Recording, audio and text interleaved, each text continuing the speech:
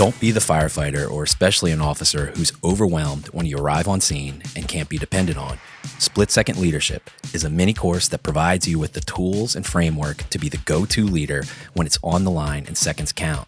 Check it out at firegroundcompany.com. Also check out our free size-up guide.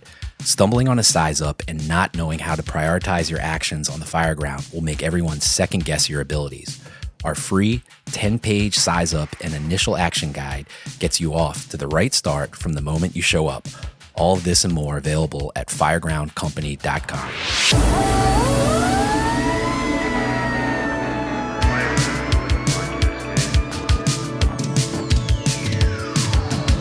Today's episode of the Fireground Company podcast is part 2 of 3 in our series of tips on how to succeed as a new leader from Jocko Willink's book, Leadership Strategy and Tactics Field Manual. The Fireground Company podcast.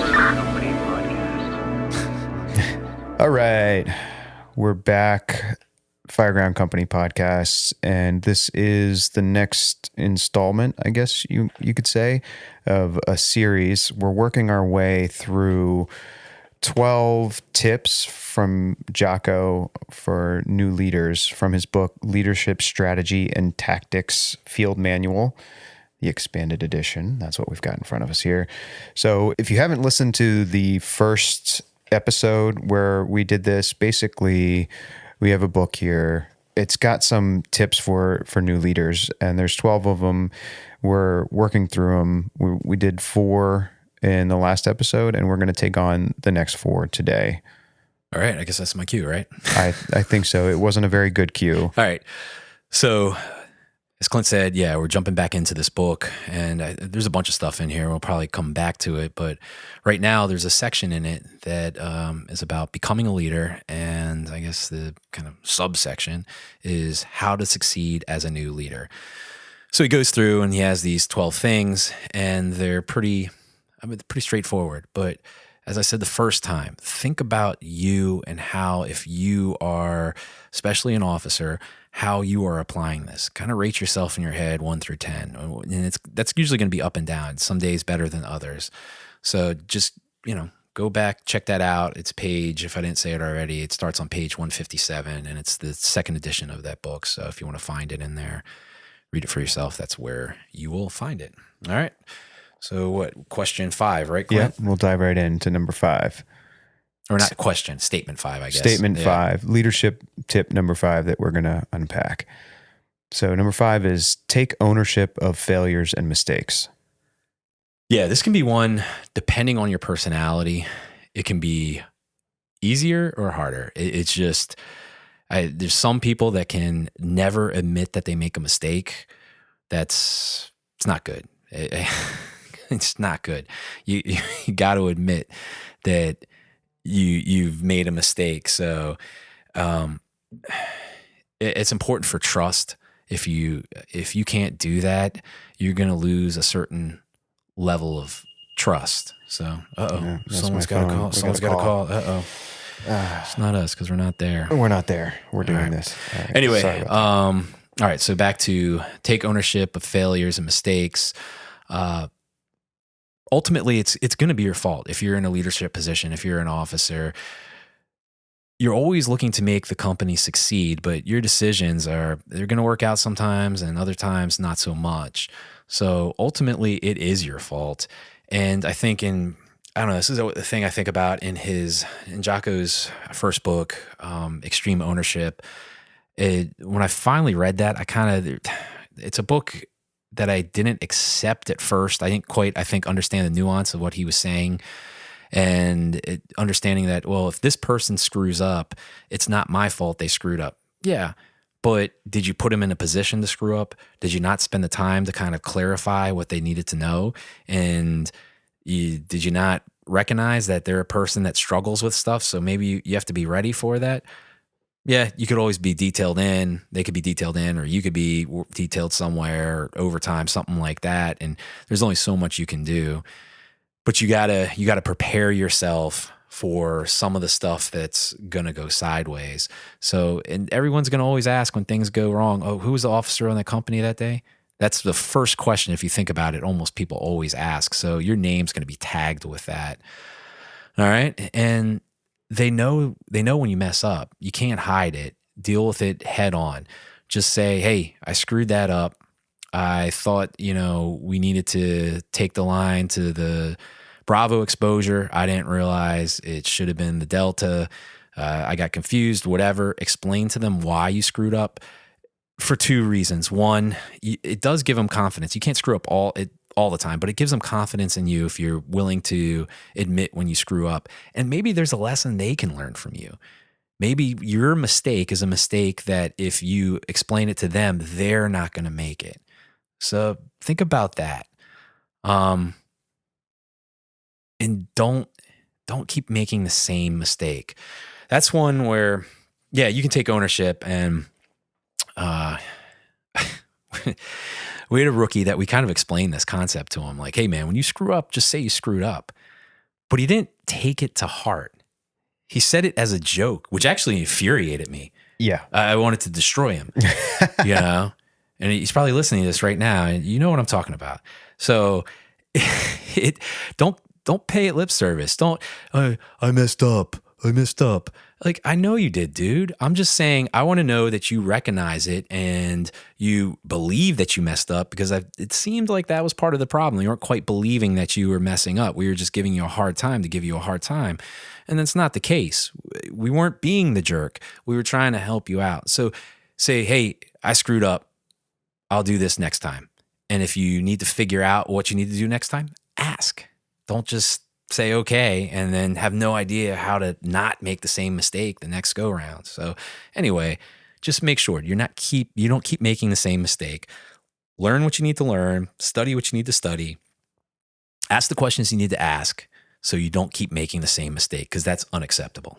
Yeah, I think that's actually a really important point is, learn to admit when you make a mistake, but don't make that same mistake again, because a mistake is a mistake, but several mistakes of the same nature, that's a bad habit. Yeah. Number 6, yep. Pass credit for success up and down the chain. This is one where you really can build the leadership capital, and it's going to help you out in the long term. So you want to use you, they, not I or me. So when people succeed, when the company succeeds, you want to say, hey, you guys put us in the right spot. Or when you're talking about, hey, they got the job done. You don't have to say I, you don't have to say me. I mean, if you screwed up, that's what you want to say, but you don't want the success. You want to pass that to the other people. And people like hearing that they did a good job. Having said that, don't be fake with it. Don't just say, hey, you did a good job. If someone made a mistake, they made a mistake. You got to deal with that. You got to explain that, tell them what they need to do next time. So don't throw around. I don't throw around. I mean, Clint can probably. I was just about to say, no, you do not. Yeah, I don't throw around, hey, good job or whatever. I don't do that because I just don't think it's genuine. And I think when you do that too much, it's worth nothing. So all that other stuff I was talking about previously, you're building the understanding that the crew knows you care about them and you want what's best for them. That goes a long way. And then dishing out that, hey man, good job, you did good. That's gonna be really powerful and really valuable, because you're not saying it every day, and you're truly saying it when they did do a good job. So don't go over the top with it, throw it around, because it loses its meaning, but be measured with it. Pick and choose when you use it. Do all those other things to make sure they appreciate that you actually appreciate them and what they do. So they like to hear, hey, you did a good job. Don't go crazy with it. And they know when you did a good job. You don't have to go around and say, damn, did you see, I did a great job with calling that water supply, huh? Or I put you in a great spot, or man, I recognized that's where the fire was and I got us in a great position. They're going to know. You don't have to say that. Don't worry about that. That will take care of itself. So if you're someone that likes that, you got to get that out of your system. Just do what you're supposed to do. They know, just like right? You know when the officer, he did a good job, or that firefighter did. people know. So don't chase that. It's going to come. It's going to come over time. If you're new, it may not be there yet. Just let that stuff take care of itself. You do what you're supposed to do. Things will take care of itself if you're doing what you're supposed to do. I don't know. Anything for that one? You want to No, add? I think that's actually a natural transition, what you just said, into the next thing as far as doing what you're supposed to do, because the next one is number 7. I really wanted to say because, like a lieutenant at our firehouse. Just say it. Do it. Because. There you go. It makes you feel good, man. I like hearing it. There you go. All right. Okay, that's a natural progression because. You should read the whole. No one probably wants to hear that, but I do, but it doesn't matter. Yeah. If you're listening, Lou, I love you, man. All right, number 7, work hard. As the leader, you should be working harder than anyone else on the team. No job is beneath you. Yeah, that's an interesting one. You got to accept that a lot of times, depending on your department, your staffing, if you don't have all the staffing, you are going to be working hard. And most people, I think, are aware of that, especially when you only have 2 or 3 people. Some of these places that don't have much help, you got to work hard because that's all there is. When you start getting up to staffing levels like we have 4, or there's places that have more than that, some of the physical work you may not have to do as much, but you got to be locked in and you got to be ready to do the work. And a lot of times, depending on how you do it in your department, most people are probably, if they're the officer, they're doing the searches with another firefighter. So that's, physically demanding. You're going to be in it. You're going to be doing stuff, or you're moving the hose line. You may be the second person behind the nozzle or something. So, you're going to be doing the work. So it doesn't mean if you're promoted that it's over. You're not going to do the work. If you're still in a company, you're going to be doing the work. So you got to accept that, and you still have to be good at that. And then in the firehouse, you got the admin stuff, which unfortunately it's just the way it is. So you may be up later, you may be doing that. If there's other ways you can pitch in, I mean, little things go a long way with this too, is cleaning up or something. Help with the cleanup. Sometimes when you're doing a decent job is when the guys are trying to come up and they're trying to take stuff from you, or they're trying to, you're emptying the trash. I got that. You still got to fight for it a little bit, just like a rookie. Like, hey, I got this, man. Don't worry about it. And you got to figure out where that point is where you're like, oh, okay, all right, thank you. Or EMS calls. I'm always trying to be helpful and, pick bags up and stuff. And it's a little bit of a game for us and maybe for you, where they're trying to get the bags before me when we're done. I'm trying to get ahead of them, trying to make them work for it, make it hard to get it off my shoulder. What do I always say? You always say, let me carry something. I say, you're already carrying the weight of responsibility. I know. It's, but yeah, I mean, it's stuff like that where I think what that does is, I don't think I've ever said this out loud, but I don't want them to think that I'm taking advantage of my position as an officer to make my life easier.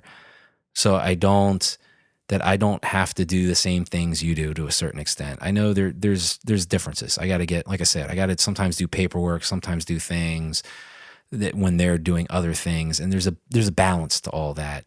And they may take pride in their officer doesn't have to do that. Understand all that. But for me, I want to at least let them know that I appreciate what they're doing, and I'm trying to do the same stuff or something to help them out. So be aware of that. Like I said, rate yourself. Where do you think you are as far as that goes? I mean, and sometimes physically, going back to the hose lines and searching, or you may actually be doing more work. If you're the second person on the hose line, you may be doing more work than anyone else, depending on your staffing. Or you're on the roof doing some work up there, opening up. You may have to do a lot of work. So nothing like it says, nothing's beneath you. You're still part of the company and getting the job done. And you also have to step in. If the firefighter can't get the job done, who's next? You are. So you got to be ready for that. Accept that. Take pride in trying to keep up with the people that you work with and help them out as much as possible. And they're going to appreciate that. And that's going to pay off. And you know it when they're trying to step in and take a little of the physical load off of what you have to do. I agree. What you just said, I think, is the whole time I'm thinking, there's a balance to it, because I've had officers that maybe try too hard to get in, and it's almost like they don't let us work hard because they just want to be seen, doing work and jumping in. And there's a balance to it. And what you just said, kind of that nailed it, is that I think by working hard and showing that no job is beneath you, it kind of taps into some of the other stuff we talk about on the podcast about it develops a culture, and I think an indicator of a healthy culture is when the crew has seen you working hard enough that they want to jump in and they want to say, no, hey, Cap, you don't do that. We do that. That's a sign of and you got to let them do that. Just like you said, if you've built the culture to the point where the guys are jumping in and saying, no, Cap, I got that. No, I got that. It shows that you've displayed a willingness to work hard and sort of set a culture of expectation that's the work output that we expect here, but also then eventually becomes a pride thing. I love doing that, and I love seeing the younger guys do it too, jump in and say, hey, Cap, I got that, So there's let them have that moment too, but you have to prove first, like you said, that you're willing to do the work, and give them that opportunity to step up. Yeah, and I really enjoy the awkward part where, especially with a newer guy, where you try and take as many bags as possible, like EMS bags or whatever, and then like take their high-rise hose pack and their irons and all these things before they're ready, and then they're trying to catch up with you, and you're like, no, I got it, and they don't know what to do. I love that because feel, and then someone else comes up and they're like, why are you letting him carry that stuff? What are you doing? And you're like, he won't give it to me. I don't know. And then if you really want to take it to the next level, you said, hey, he said he doesn't have to carry this stuff. Yeah, exactly. It's just like this. Hey, Cap, Rookie said he doesn't have to carry anything. I had another. Better get comfortable with those bags. Yeah. I had another thought based on what you said. Is I was thinking about there is this thing where it goes just as you were saying. The officer can do too much of that, and I think that's something you have to be aware of as a newer officer. Your role has changed. You're not on the nozzle anymore, because I've seen that where even some officers that have time. They end up on the nozzle, and it's just, what are you doing? I mean, you could end up, as I said, if things are not getting done, you could end up in that position. But what I'm talking about is it's just they just grab it from the rookie or someone, or if you rookie's on the nozzle. What I'm saying is it's not necessarily appropriate in that moment, is what I'm trying to get at, for the officer to be doing that physical task. And what you have to understand is if you're locked in, if you are the tip of the spear doing the skill, you're usually not paying attention to everything else. And that's where your responsibility is changed, because you need to start thinking about the plan B, the plan C, paying attention to the safety of everyone, whether that's on an EMS call, watching out for the psycho coming out of the closet or whatever up from the basement, or on a fire, paying attention to where the fire is extending. So if you're getting too involved, you don't have that step back perspective to look at the big picture. So just be careful with that. You're saying that, and it occurred to me, that can be kind of a balance, especially new officers don't quite understand 100% yet. Yeah, and there's another little subtle layer to that too, is that if you're going to work hard, be willing and ready to actually work hard. Don't perform. Because I think what some people do is they act like they're working hard and then look around to see who's looking. We know that story of, I'm an officer cleaning the tools, waiting for somebody to walk by and see me cleaning the tools so that they'll say, don't perform. If you're going to work hard and build that culture. But like I said, sometimes somebody might not be watching you, and you just have to work hard because you're working hard and you're getting stuff done. What you're supposed to do. Take pride in just doing what you're supposed to do, and the reward is just knowing you did it. Yeah. Number 8, have integrity. Do what you say what you do. don't lie up or down the chain of command. Yeah, this is one. I think people tend to think about the big things, like a big lie. I think more so, most of the time, it's the little stuff. So I'll give you an example. It's not really a lie, but it definitely hurts. It can hurt your integrity a little, and your reliability is just when you say we're going to do something. So if you say we're going to we're going to head out of the firehouse to the store or whatever, a drill or something like that. Hey, we're going to head out at 8:30. You don't show up at 8:30. You show up at 8:40. Well, you just told them that time. Why? What are you doing? You're screwing stuff up, man. That's an easy win. So what is that teaching them? That one, you don't care about their time because they plan to be there ready to go. Two, that they're not going to show up early eventually. That's what's going to happen. And it's a pain if you come into a spot where that's the way the officer did business, you can tell, and you almost have to kind of get them back on board. And you're like, tell you, hey, we're going to leave at 8:30. And then at 8:25, hey, we're leaving in 5 minutes. And then you got to be out there, at whatever, a minute or two before, so you're ready to go. So they see that you're ready to go. You kind of almost have to retrain them. That may work better than just yelling at them and saying, you got to be here at this time. I mean, that kind of can work. You can kind of make that statement, but some people, it's almost this weird retrain them kind of thing. But yeah, show respect for their time. If you say you're going to do something, if you say we're always going to hook up to a hydrant, and then 2 calls later, you're not hooking up to the hydrant. Well, what? Dude, what are you doing? It's like, okay, so what you say is not, it's worthless. It doesn't mean anything. Or if you say, this is the other part, the not cool part, but important. If you say you're going to take care of some paperwork for them, they have something with their eval that they need done, or they have something with whatever, who knows, health insurance or something. If you any of that kind of passes through your hands. Anything like that, like administrative stuff, if you say you're going to take care of it, whatever you got to do, write a note, post-it note, do it, make sure it gets done, some kind of reminder, because that's another way. Okay, so when they say stuff, they don't mean, nothing they say has any meaning. You don't want that. And then that gets even worse when we talk about operational stuff. What you're doing, because they just lose total trust. I mean, we already talked about the hydrant thing, but it just keeps, if you say you're going to do it, then do it. Everyone gets it. Sometimes it doesn't work out. So like the time thing, this is, again, I don't know why this sometimes becomes a problem, and it's so easy to solve. If you say, hey, we're going to be out there ready to go at 8:30, you get a phone call from the chief or someone, you got to just get on the PA or whatever and say, hey, we're going to head out at 8:45.